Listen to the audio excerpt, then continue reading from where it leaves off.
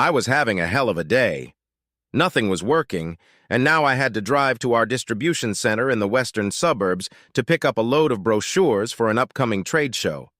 I grabbed one of the mailroom clerks, Kevin, a 20-something young man who was stronger of back than brain, and the service van and hit the road. 15 minutes later, we were standing at a stoplight when my assistant said, "Wow, that's a hot ride." I turned my head to the left and saw a fire truck, a red Mustang GT convertible, standing at the light.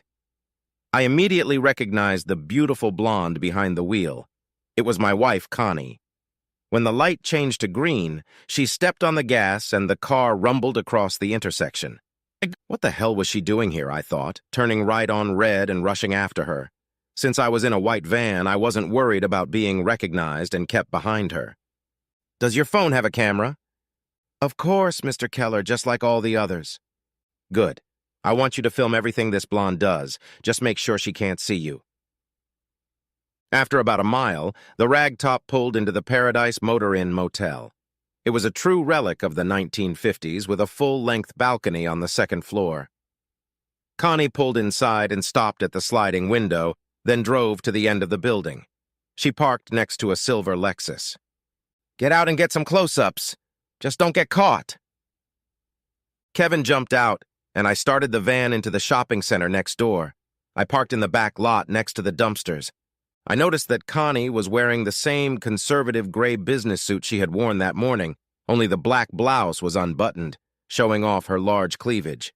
Connie was just pulling on her top when a man in a tracksuit crept up behind her.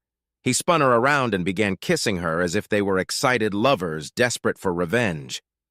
I had to do something. A stupid idea popped into my head. It would be interesting to hear her reaction if I asked her out to dinner. I pulled out my cell phone and dialed her number. I could hear its distinctive ringing across the parking lot. Connie checked the caller ID and put her index finger to her lips, pulling away from her lover. She didn't even say hello. "This isn't a good time. I have a very important meeting. I'll call you after lunch."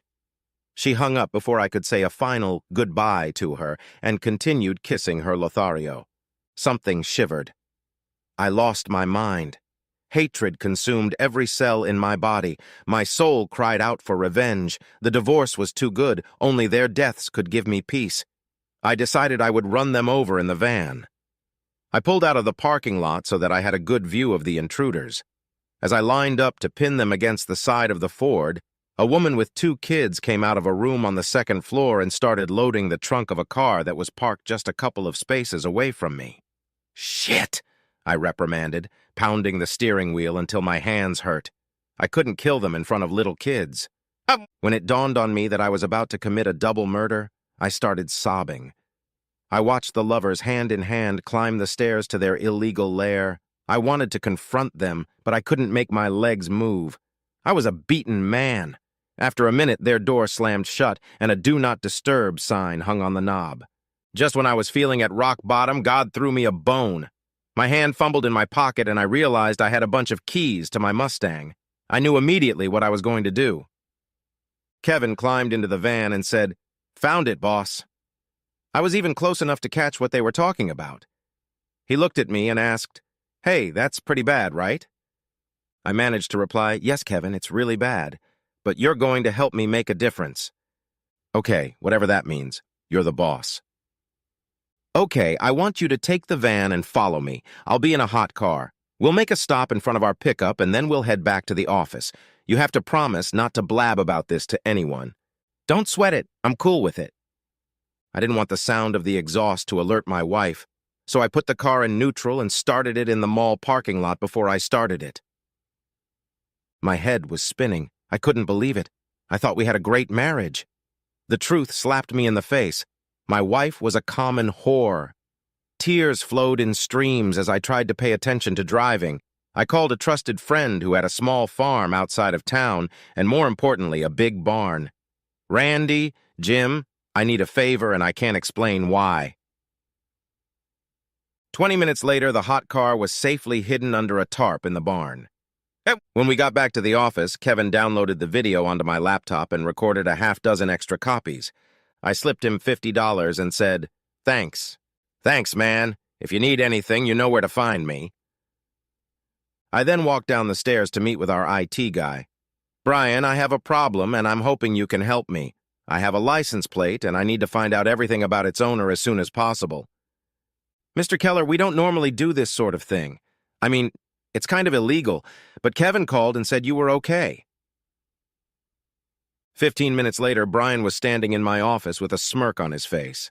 I called a friend at the DMV who ran the numbers. After that, it was easy. This guy's wife posts everything on Facebook. He handed me a complete dossier on Alan Macquarie, the cheater. Unfortunately for Macquarie, I also had his wife's email address and phone number. It wasn't easy to find a lawyer who would draw up the divorce papers in a couple hours, but I found one. It cost twice his standard fee of $300 an hour to draft a decent divorce petition, but it was worth it. The saddest part was reflecting on 5 years of marriage and realizing that without kids and a house mortgaged to the hilt, there was nothing to fight about. Mostly used furniture. We live in a no-fault divorce state, yet I refused to back down, citing adultery. We even added a couple pictures, one of them kissing, another of them entering a hotel room. Heck, Kevin wasn't bragging when he said he was close. By 4 o'clock in the afternoon, I had 2 copies in hand, stamped by the clerk of the circuit court. Her affair with Macquarie was now public.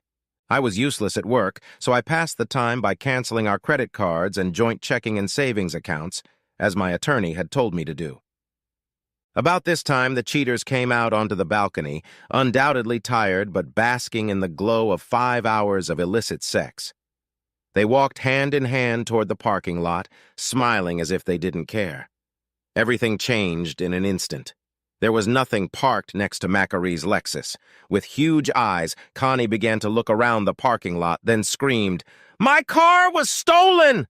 A chorus of, "This can't be happening to me!" followed.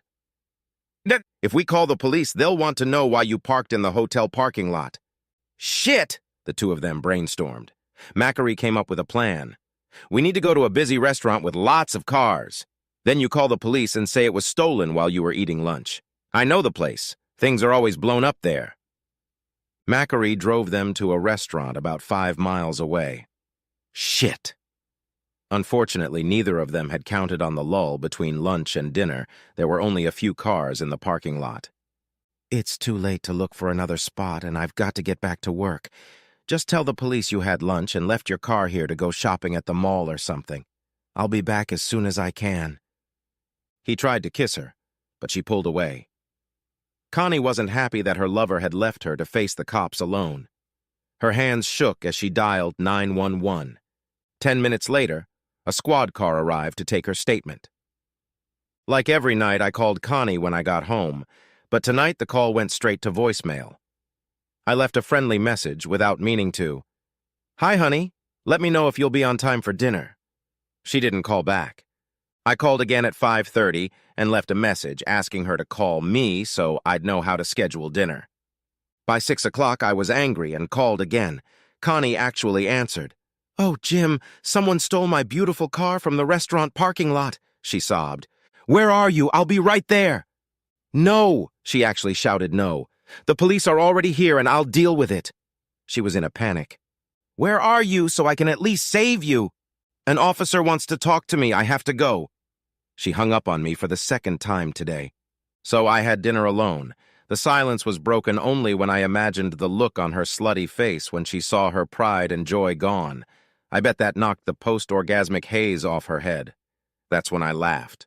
Around 7, a silver Lexus appeared at the end of the block. It made a 3-point turn in the driveway, then stopped. I saw Connie get out of it and start the long walk home as it raced away. As she got closer, I saw that her blouse was buttoned all the way up to her collar. She didn't notice me standing on the porch until she was 2 steps away from the house. "Why didn't your boyfriend drop you off at the house?" "Boyfriend?" she panicked. "No, don't be silly. No, he's someone I know from work. I think he's one of the sales reps," she stammered. "So why didn't he give you a ride home so I could thank him properly?" Connie started babbling something about him being late somewhere and not being able to stop. "Why are you giving the 3rd degree? Can't you see I'm having a really bad day? Please back off." Okay, was all I said as we walked in. She sank down on the couch. So let's hear about your important meeting. How did you manage to get out to the restaurant for such a long lunch? No, it was. We had a late break and we... Ugh. Her answer was interrupted by the doorbell ringing. Hold that thought, I said as I opened the door. The policeman and I exchanged a few words, after which I escorted him to my wife. He looked her up and down and asked, "Are you Constance Keller?" I could see her hands shaking as she nodded affirmatively. "I'm Detective O'Connors. I need to speak with you regarding your report of a stolen car. There seems to be a discrepancy in where the car was parked when it was stolen." I feigned innocence and asked, "Connie, what is he talking about?" In response, Connie spit all over the carpet. I ran to the bathroom and returned with a trash can and a roll of paper towels. Connie slumped down in a chair while I cleaned her up. When I was done, I returned with a glass of cold water. The detective didn't say a word. He just intimidated the hell out of her by standing and towering over her while she sipped the water. I stood next to him, crossing my arms. "Mrs. Keller, do I have your permission to record this interview?" "I think so." "Thank you. Let's start at the beginning. The restaurant has free valet service, but the motorist is sure he didn't park your car. He's somewhat of a head and said he'd remember if your car was in his parking lot."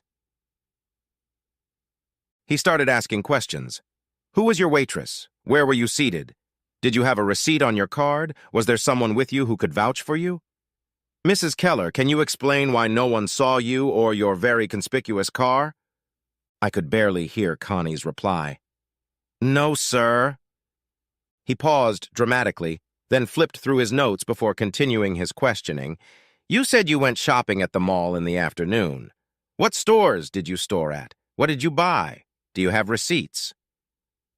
We live in a quiet suburb where not much happens on the night shift.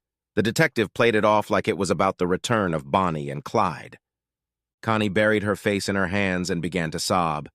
"Mrs. Keller, you can answer now or we can go to the station." He was great at building traps. "Mrs. Keller, do you want your husband to leave the room?" She shook her head. "Mrs. Keller, I don't know if you're aware that the Paradise Hotel videotapes every guest and their car when they arrive. I'll pick up a copy of the tape tomorrow morning, so if you want to change your statement, you should do it now." I watched the life drain out of Connie's face. Gone was the cocky bitch who'd hung up on me at the hotel. I could barely hear her ask, "Do I need a lawyer? You need to start telling the truth right now." Silence. "Do you realize I could have you arrested for making a false police report?" "Jim, I'm so sorry. I only lied so you wouldn't get hurt." The story of her affair then poured from her lips. Even though I knew how it would end, the words ripped through me. I cried so hard that I had to sit up or my knees would have definitely buckled. When she finished, she looked up at me, her eyes begging for mercy. Instead, I turned away in disgust. Detective O'Connors confirmed McCree's phone number and place of employment. She didn't even know his home address and said, "I think I have everything I need." "Are you going to arrest me?" "I'm meeting with the state's attorney in the morning. That will be his decision." When he left, Connie collapsed to the floor and sobbed, uttering lamentations. "I'm so sorry I hurt you." Connie waved her hands to emphasize her words. "Jim, I love you. I never meant to hurt you. Do you hear what you're saying? You're not saying you're sorry you cheated. You're only sorry you got caught. And you know what? You didn't just get caught, you got caught. I want to show you this video I was sent today. I think you should sit down." I led her over to the couch and helped her sit down. I could feel her body trembling. I pressed the power button and our high-definition TV came to life. Connie passed out as she saw her car pull into the hotel parking lot. While I waited for her to regain consciousness, I opened my laptop and sent the same video to Mrs. Allen Macquarie. Afterward, I called her and asked her to open the attachment if she wanted to know why her husband was late tonight. The noise of children could be heard in the background. "I'm sorry, but you need to watch this as soon as possible." I stood over my soon-to-be ex-wife and waited. When she came to her senses, the video started up again. She looked catatonic, her eyes sunken and bloodshot, tears streaming down her face. What was left of her makeup made her look like a caricature of the beautiful woman I once loved. She watched in rapturous horror as her betrayal played out. I've rewatched that video dozens of times, hoping it would turn out to be a sick joke. I can't even begin to tell you how I feel when I watch you answer my phone call. I can hear you laughing as you hang up and kiss him again. I couldn't make out what she was trying to say as she crawled over to me and collapsed at my feet, sobbing. She reached out to touch me. I spread my legs so she couldn't reach me. "Don't touch me, you dirty slut!" She started howling like a banshee. It wasn't more than 5 minutes before Connie's cell phone rang. I picked it up from the table. The caller ID said the caller was blocked. I answered in a whisper, "Alan," and then put it on speakerphone. The ruse worked. Macquarie mistook me for Connie. "What the hell is going on, you fucking bitch?" he yelled. Shouted he. "My wife ripped my head off for having an affair and kicked me out of the house. This is all your fault." I hung up the phone. What an asshole. You sure know how to pick 'em. Connie's body began to convulse. She tried to speak, but the sounds had forgotten how to turn into words. "If you think your day couldn't get any worse," I opened my attaché case, "I have something for you." On top of a stack of business papers was a document with a petition for dissolution of marriage, typed in bold letters at the top. I held out a copy to Connie. She started making strange gasping noises. "I hope it was worth it. Now get out of my sight, you disgust me."